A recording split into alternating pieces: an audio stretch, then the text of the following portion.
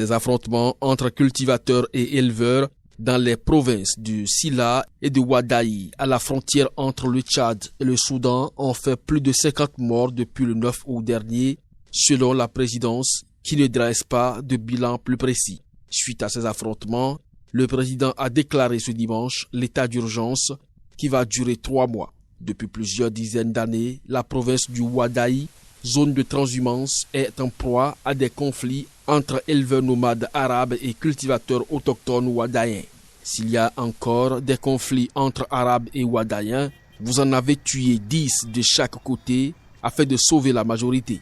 Vous avez l'autorisation à lancer le président Déby aux autorités locales lors d'un déplacement ce dimanche dans le Sila où le déploiement de forces militaires qui vont assurer la sécurité de la population dans la zone a été annoncé. Dès que je quitte la province de Sila, il faut désarmer tous les civils de la zone qui ont des armes entre les mains, a-t-il ordonné. La Convention tchadienne de défense des droits humains a aussitôt condamné dans un communiqué les consignes du président, scandalisé par l'appel du massacre des civils. L'ONG exige l'arrêt immédiat de ces exactions et estime que la responsabilité du génocide qui se prépare incombera au président Déby. Outre la saisie des armes et la présence de forces militaires, le président tchadien a également annoncé l'interdiction de circuler à moto dans les 2 régions, ainsi que la suspension des chefs des 2 cantons où se sont déroulés les affrontements. Utilisant un mégaphone, la police qui circule dans un convoi formé de camions et de voitures blindées escortés par 3 camions de l'armée sillonne le quartier des affaires dans le centre de Bulawayo tout en mettant en garde les habitants contre les manifestations. Un quartier où l'activité est particulièrement intense, près de l'enceinte des tribunaux de Trade Gold, où les changeurs de devises illégaux font des affaires, a été bouclé par la police. Des barrages policiers ont également été mis en place sur les routes principales menant au centre de Bulawayo. La police zimbabwéenne a interdit la veille la marche prévue par le mouvement pour le changement démocratique à Bulawayo pour protester contre la détérioration des conditions économiques. Le MDC a saisi la justice pour contester cette décision. La police avait déjà interdit des protestations la semaine dernière à Harare après que le MDC ait appelé à une série de manifestations dans la capitale contre la gestion de l'économie par le gouvernement du président Emmerson Mnangagwa. Des dizaines de manifestants, dont beaucoup du MDC, avaient défié l'interdiction vendredi et des manifestants ont été blessés lors de la dispersion à coups de matraques, de fouets et de grenades lacrymogènes. Ces manifestations devaient être les premières depuis celles de janvier contre la hausse des carburants, violemment réprimée par les forces de l'ordre. 18 permanences du principal parti d'opposition burundais, le Conseil national pour la liberté, ont été vandalisées ces 2 derniers mois.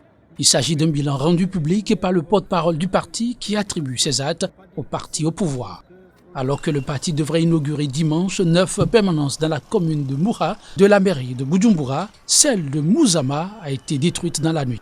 Les portes et fenêtres de cette permanence ont été arrachées et les murs partiellement détruits. La permanence de Mouzama est la 18e à être vandalisée en quelques 2 mois à travers tout le pays, mais aucune des enquêtes pour identifier les auteurs n'a jusqu'ici abouti. Selon le parti, certaines permanences ont été incendiées, d'autres détruites partiellement ou totalement et d'autres souillées d'excréments humains. Le CNL raconte que des membres du parti au pouvoir ont également cadenassé une autre permanence, bloquant l'accès et ont construit dans la nuit du samedi à dimanche un monument à la gloire du CNDD-FDD, le parti au pouvoir, devant celle de Gizio à Bujumbura. Les Imbonerakure, membres de la Ligue des jeunes du parti au pouvoir, sont régulièrement accusés d'être responsables de ces dégradations, ce que le parti au pouvoir dément systématiquement.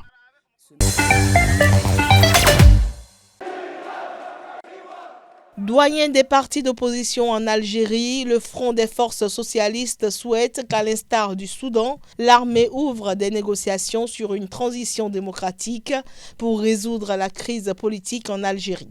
À Khartoum, les militaires au pouvoir et les meneurs de 8 mois de contestation massive ont signé samedi un accord organisant une période de transition et ouvrant la voie à un transfert du pouvoir aux civils. Pendant ce temps, en Algérie, le Hirak, mouvement de contestation qui a chassé Abdelaziz Bouteflika de la tête de l'État, continue de réclamer le démantèlement des institutions héritées de Bouteflika au profit d'institutions de transition. Une revendication catégoriquement rejetée par le pouvoir, toujours aux mains d'anciens fidèles du président déchu. Pour le Front des forces socialistes algériens, l'exemple soudanais devrait inspirer les tenants du pouvoir réel en Algérie et les inciter à ouvrir un dialogue sérieux, inclusif, transparent et sans préalable pour une transition démocratique effective. Le FFS réclame aussi des mesures d'apaisement nécessaires à la réussite d'un tel dialogue, comme la libération des détenus d'opinion, le respect des libertés d'expression, de réunion et de manifestation, des mesures également réclamées par le Hirak, rejetées par le chef d'état-major de l'armée, le général Ahmed Gaïd Salah, véritable homme fort du pays.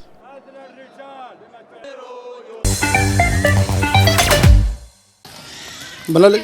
2 ans après une répression militaire à l'origine d'un exode de masse, des milliers de Rohingyas sont prêts à retourner dans leur pays d'origine, la Birmanie. Le commissaire aux réfugiés du Bangladesh, Mohamed Abdul Kalam, s'est dit optimiste quant au processus de rapatriement prêt à démarrer. Il a précisé que personne ne serait forcé à rentrer à moins d'être volontaire. Une précédente tentative de placer 2260 Rohingyas sur une liste de rapatriement avait échoué en novembre 2018. Ce nouvel essai fait suite à une visite le mois dernier de hauts responsables birmans dans les camps sous l'égide du ministre des Affaires étrangères permanent birman. Le Bangladesh et la Birmanie prévoient de rapatrier 300 Rohingyas par jour à compter de jeudi, soit 3500 réfugiés ayant été autorisés à rentrer chez eux. Dimanche marquera le 2e anniversaire de la répression qui a provoqué l'exode de masse vers les camps du Bangladesh. Environ 740 000 Rohingyas ont fui en août 2017 la répression militaire dans l'État Rakhine en Birmanie, pays où la majorité de la population est bouddhiste. Les Rohingyas, pour la plupart musulmans, ne sont pas reconnus comme une minorité officielle par le gouvernement birman qui les considère comme des Bengalis, bien que de nombreuses familles vivent à Rakhine depuis des générations.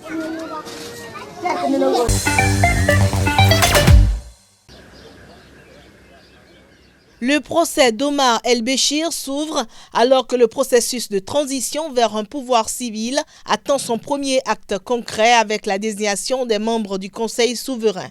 L'ex-chef de l'État est arrivé en matinée devant un tribunal de la capitale, escorté par un important convoi militaire. L'homme de 75 ans, mal rasé et vêtu d'une robe blanche traditionnelle, a pris place dans une cage en métal. Il a été informé par le parquet qu'il faisait face à des accusations de possession de devises étrangères, de corruption et de trafic d'influence. Le procès au Soudan de l'ex-chef de l'État ne concerne toutefois pas les accusations de crimes de guerre, crimes contre l'humanité et de génocide au Darfour portées par la Cour pénale internationale depuis une décennie. Chargé de l'instruction, le brigadier Ali a détaillé des aveux d'Omar El-Béchir sur le versement d'importantes sommes d'argent saoudien en espèces à hauteur de 90 millions de dollars. D'après l'enquêteur, l'accusé a dit qu'une somme de 25 millions de dollars lui avait été envoyée par le prince Mohamed Ben Salman hors budget de l'État. Aussi a-t-il indiqué qu'Omar El-Béchir avait reconnu avoir reçu 2 paiements de 35 et 30 millions de dollars du roi Abdallah d'Arabie Saoudite, décédé en 2015. Selon cet enquêteur, Béchir a admis qu'il décidait de l'utilisation de ces sommes, qu'elles avaient effectivement été dépensées, mais qu'il ne se rappelait pas précisément comment et ne disposait d'aucun document. Le procès doit désormais reprendre le 24 août. Amnesty International a averti la semaine dernière que son procès pour corruption ne devait pas détourner l'attention des accusations plus lourdes auxquelles l'ancien dirigeant est confronté devant la CPI à La Haye. L'homme fort de l'exécutif porte le chapeau de la crise politique en cours en Italie. Matteo Salvini a clairement été accusé par le Premier ministre devant le Sénat mardi. « J'irai voir le président de la République pour lui présenter ma démission », a-t-il déclaré. Avant son annonce, le Premier ministre a lancé un virulent réquisitoire à l'adresse du chef de la Ligue, Matteo Salvini, qui a fustigé pour n'avoir fait que poursuivre ses propres intérêts et ceux de son parti en faisant éclater la coalition formée 4 mois plus tôt avec le mouvement 5 étoiles.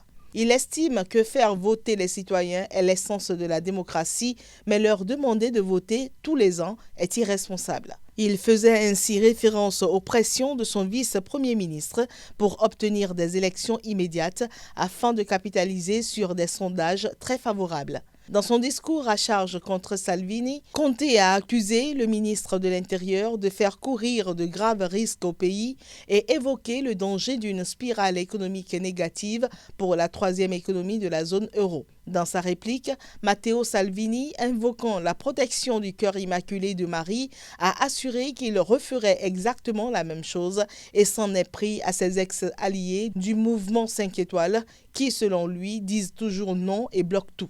Avec cette démission, la balle est dans le camp du président Sergio Mattarella qui doit lancer des consultations pour explorer la possibilité d'une nouvelle majorité.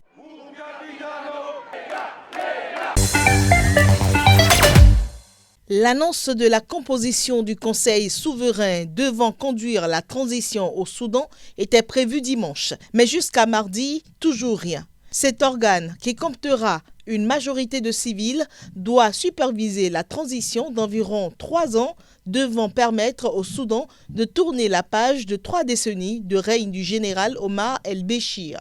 Si le procès de ce dernier reflète les profonds changements politiques en cours, le transfert du pouvoir au Conseil souverain par les généraux tenant les rênes du pays a pris du retard. Le Conseil souverain comptera 6 civils et 5 militaires. Il sera dirigé par un général durant les 21 premiers mois, puis par un civil les 18 mois restants. Le Premier ministre devra ensuite former un gouvernement le 28 août qui s'attellera à la tâche de redresser une économie exsangue et de pacifier un pays marqué par plusieurs conflits internes, notamment au Darfour, dans l'ouest du Soudan. Un parlement de transition sera également constitué. Des Soudanaises très impliquées dans les manifestations au cours des derniers mois ont aussi exprimé leur déception face à la faible présence des femmes dans le processus de transition. De son côté, Omar el-Béchir est apparu lundi devant un tribunal où il doit répondre d'accusations de corruption. L'ONG Amnesty International a averti que ce procès ne devait pas détourner l'attention des accusations plus lourdes qui pèsent contre lui pour son rôle présumé dans le conflit au Darfour.